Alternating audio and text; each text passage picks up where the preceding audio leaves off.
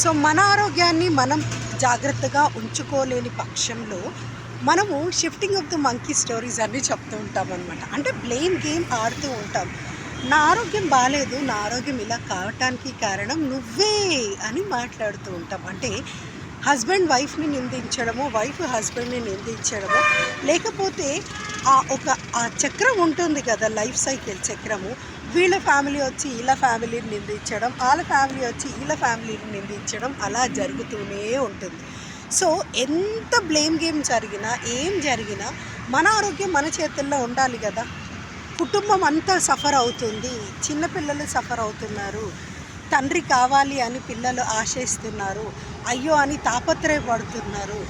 అలాగే తల్లికి ఏదైనా అయితే కూడా పిల్లలు చాలా సఫర్ అవుతుంటారు. బికాజ్ ఇప్పుడు అన్నీ ఉమ్మడి ఫ్యామిలీస్ కాదు కదా, అన్నీ కూడా న్యూక్లియర్ ఫ్యామిలీస్ అయిపోయాయి. కాబట్టి ఇలా ఫ్యామిలీ అనగానే భార్య భర్త వాళ్ళ పిల్లలు మాత్రమే ఉంటారు. చెట్టుకొకరు పుట్టకొకరు అయిపోయి ఎక్కడ చూసినా కానీ ఒకలాంటి వెలితి కనిపిస్తూ ఉంటుందన్నమాట. ఏంటి, ఎందుకు ఇట్లా అయిపోతున్నాం మనము, అయ్యో మనం అంతా కలిసి ఉంటే ఎంత బాగుండేది కదా, ఇలాంటి ఆరోగ్య సమస్యలు రాకుంటే బాగుంటుంది కదా అనేది మనకెప్పుడూ అనిపిస్తూ ఉంటుందన్నమాట. సో ఇలా మనకి అనిపించకుండా ఉండాలి అంటే ఒక మంచి ఆహారపు అలవాట్లను చేసుకోవటం వల్ల మనం చాలా బాగుండగలుగుతాం అన్నమాట. సో మంచి ఆహారపు అలవాట్లను ఇప్పటి నుంచి చేసుకుంటే బాగుంటుందా? చిన్నప్పటి నుంచే మనకు ఆహారపు అలవాట్లు బాగుంటే ఇప్పుడు మనం బాగుపడే వాళ్ళమా అంటే చిన్నప్పటి నుంచే ఉంటే బాగుండేది అనుకుంటా. కాకపోతే పర్వాలేదు, ఇప్పుడు మీరు పెద్దగా అయిపోతున్నారు, ఆ పెద్దగా అవుతున్నప్పుడైనా అట్లీస్ట్ మనది మనం చూసుకుంటే బాగుంటుంది కదా. బికాజ్ చాలా పెద్దగా అయిపోయాము, ఒకరిపైన ఆధారపడే పరిస్థితుల్లో మనం లేము. అలాంటి పరిస్థితుల్లో మనం లేనప్పుడు అట్లీస్ట్ మనది మనం కుక్ చేసుకోవాలి.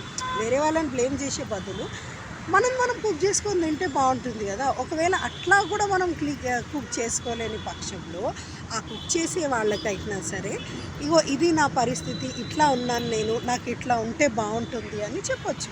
ఒకవేళ వాళ్ళు అలాగే చేయలేకపోతున్నారు అనుకోండి, there are many options. But బయట తిని ఆరోగ్యాన్ని పాడు చేసుకోవడం వల్ల కుటుంబము ఇలా చిన్న భిన్నం అయిపోతుంది కదా. ఇలా చిన్న భిన్నం అయిపోయినప్పుడు ఏముంటుందంటే అమ్మాయి తరపు ఫ్యామిలీ వాళ్ళేమో అబ్బాయిదే తప్పంటారు, అబ్బాయి తరపు ఫ్యామిలీ వాళ్ళేమో మేము చాలా బాగా చూసుకున్నాం కానీ ఇవాళ ఇలాంటి పరిస్థితి వచ్చింది దీనివల్లనే అని మాట్లాడుతూ ఉంటారు.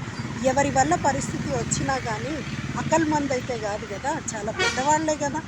వాళ్ళది ఆరోగ్యం వాళ్ళు చూసుకోవాలి, వాళ్ళ గురించి వాళ్ళు ఆలోచించుకోవాలి, వాళ్ళ గురించి వాళ్ళు తినాలి, ఇంకా వాళ్ళు కుటుంబ పెద్ద స్థానంలో ఉండి 10 మందికి చూడాలి. ఏమంటారు ఫ్రెండ్స్ మాట?